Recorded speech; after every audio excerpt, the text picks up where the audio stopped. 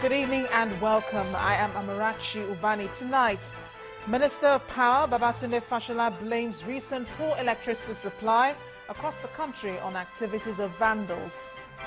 Lawmakers mark 8th National Assembly's first anniversary. Senators promise to tackle economic challenges. Representatives boast of a firm foundation. Federal government launches school feeding program. Vice President Yemi Osinbajo says the scheme will change the lives of over 20 million Nigerian children. And Hillary Clinton receives U.S. President Barack Obama's official endorsement as Democratic Party's presidential nominee.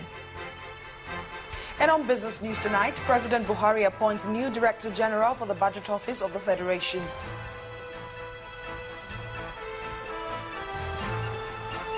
And in sports news, more tributes come in for late Super Eagles coach Stephen Keshi, who has been described as an icon of African football. I'm Gloria Umezuke, and from Abuja, Senate receives President Buhari's list of ambassadorial nominees, 47 career civil servants up for screening.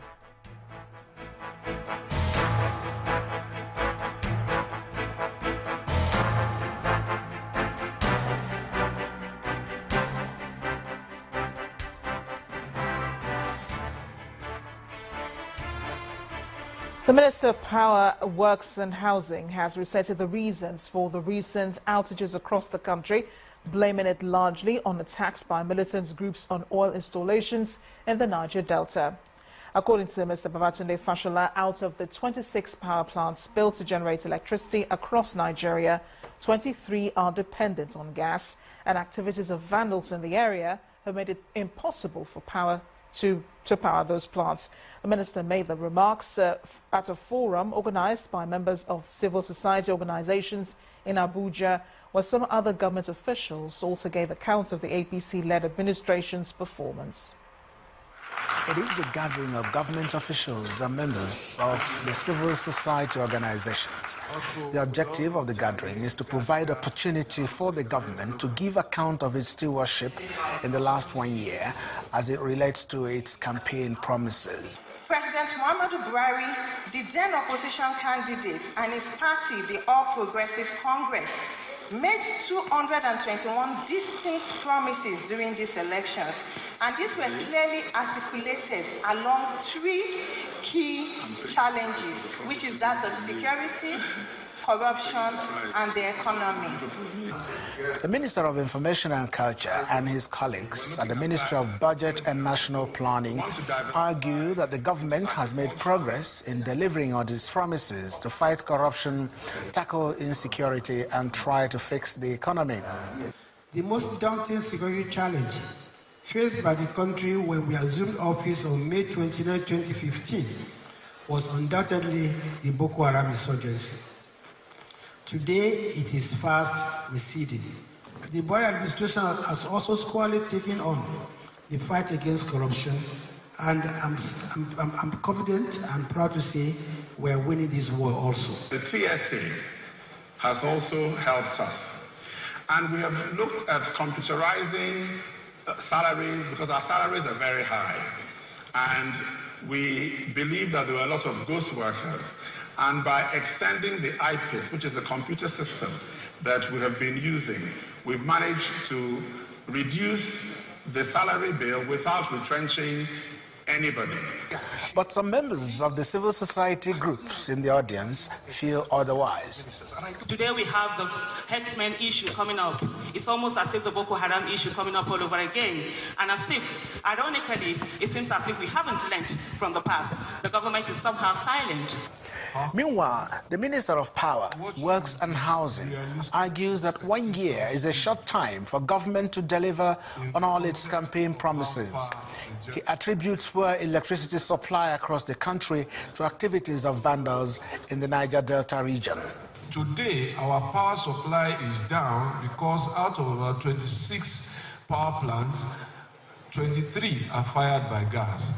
And with the continuous vandalization of pipelines, we're just not able to reach even our installed capacity.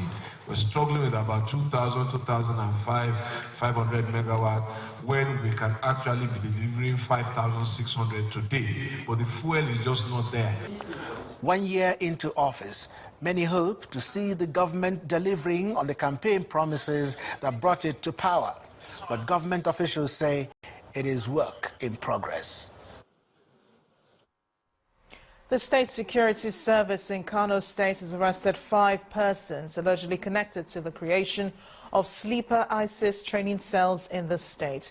The State Director of the SSS, Abdullahi Chiranchi, told journalists today that the arrests were a significant breakthrough in blocking every possible move to make Kano a training ground for the Islamic State in Iraq and Syria. He said those arrested were from Kogi State and were moving to Libya, Morocco and other places with ISIS presence. He did not, however, disclose their names. Mr. Chiranchi also said the 9-man international cattle rustling, armed robbery, kidnapping and car-snatching gang was arrested. He said the gang had been terrorizing Kano, Kaduna and residents of Niger Republic.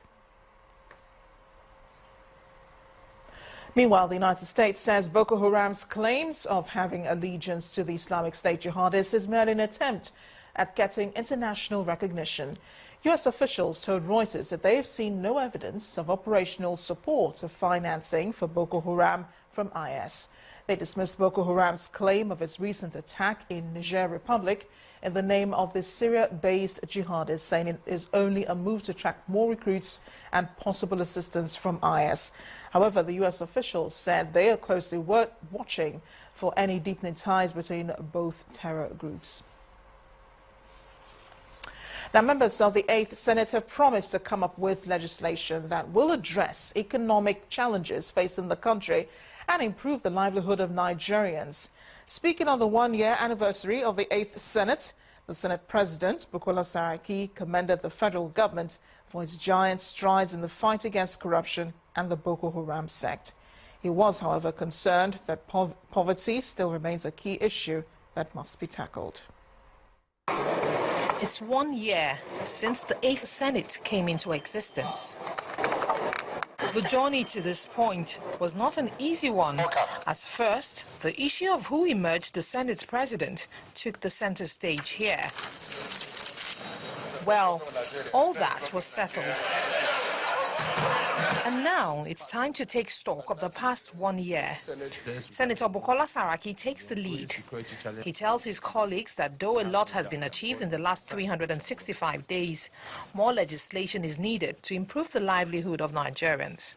The legislative agenda of the 8th Senate is anchored on 3 cardinal objectives of improving governance, improving business, and improving livelihood. We believe that legislative activities that sustainably improve on these 3 indicators will improve the economy and ultimately guarantee a better life for our people. The lawmakers appraised the upper legislative house in the past 1 year, with some of them condemning the trial of the Senate president at the Code of Conduct Tribunal. What is happening to Mr. President, the Senate president, is the greatest injustice that I've seen in my life, where somebody who has made this government to come, who has sacrificed so much. Today, the trial of the Senate president is the injustice I have never seen. We have cases of treasonable felony in this country. We have cases of armed robbery. We have cases of rape. But today, it is only the case of the Senate president is being tried every day. In all, 299 bills were introduced on the floor of the Senate, while 154 petitions received from Nigerians are being looked into by the lawmakers. So far, we have introduced 299 bills, out of which 285 are sponsored bills by our members. Out of that 299, As I said, only four are executive bills so far. The lawmakers may have given themselves a pass mark for their performance in the past 1 year, but Nigerians are looking forward to better legislation that will improve their lives and develop the country. Meanwhile, Speaker of the House of Representatives, Honorable Yakubu Dogara, today affirmed the lower chamber's commitment to making positive impacts on the lives of Nigerians. The Speaker said this while addressing lawmakers on the first anniversary of the 8th House of Representatives. The Speaker pointed out that the House has received a total of 685 bills in its first year. Our correspondent, Larry Lasisi, reports. I'm always in the interest of the sovereignty, integrity, integrity, solidarity. 9th June 2015, Representative Yakubu Dogara emerges as Speaker of the 8th House of Representatives. It's exactly 1 year after that historic event. The Speaker highlights the achievements recorded so far. During the legislative session, June 9, 2015 to 9 June 2016, a total of 685 bills was received in the House. The bulk of these bills, indeed, about 98%, 675 of them were members' bills, 10 executive bills, and out of the bills, 416 are awaiting second reading. 3 bills are awaiting consideration, and it is instructive to observe that 85 of these bills have been passed by the House so far.